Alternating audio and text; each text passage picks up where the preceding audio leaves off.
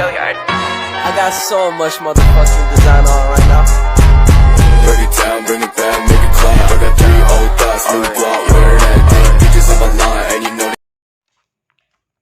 Untuk soal nomor 1 yaitu jelaskan kebijakan struktur modal dan pentingnya kebijakan struktur modal bagi perusahaan. Kebijakan struktur modal merupakan keputusan penggunaan sumber dana utang untuk membiayai operasional perusahaan. Penggunaan utang mempunyai konsekuensi menanggung beban biaya bunga. Semakin besar jumlah utang, semakin besar biaya bunga yang harus ditanggung, sehingga dapat meningkatkan resiko kebangkrutan. Pentingnya kebijakan struktur modal. Struktur modal dapat menyediakan perencanaan modal hutang jangka panjang untuk perusahaan secara strategis, dapat membantu meminimalkan biaya modal, pengaturan modal yang baik dan tersusun secara sistematis membantu perusahaan dalam menghasilkan output yang optimal dari dana yang tersedia. Jelaskan kebijakan dividen dan pentingnya kebijakan dividen bagi perusahaan. Kebijakan dividen adalah keputusan manajemen keuangan untuk menentukan besarnya persentase laba yang dibagikan kepada para pemegang saham dalam bentuk cash dividend, stabilitas dividen yang dibagikan, dividen saham, pemecahan saham, dan penarikan kembali saham yang beredar yang semuanya ditunjukkan untuk meningkatkan kemakmuran para pemegang saham.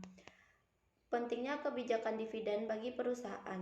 Salah satu kebijakan yang harus diambil oleh manajemen adalah memutuskan apakah laba yang diperoleh perusahaan selama satu periode akan dibagi semua atau akan dibagi sebagian untuk dividen dan sebagian lagi akan disimpan sebagai laba yang ditahan. Apabila perusahaan memutuskan akan membagi laba perusahaan sebagai dividen, maka akan mengurangi kesempatan perusahaan dalam mendapatkan modal inten.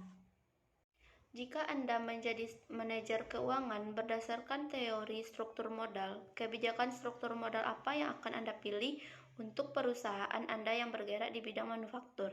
Jelaskan mengapa Anda memilih teori tersebut.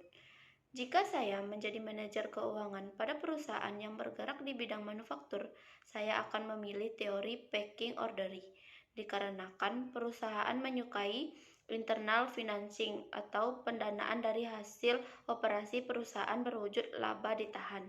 Apabila pendanaan dari luar external financing diperlukan, maka perusahaan akan menerbitkan sekuritas yang paling aman terlebih dahulu, yaitu dimulai dengan penerbitan obligasi, kemudian diikuti oleh sekuritas yang berkarakteristik opsi, baru akhirnya apabila masih belum mencukupi, saham baru diterbitkan.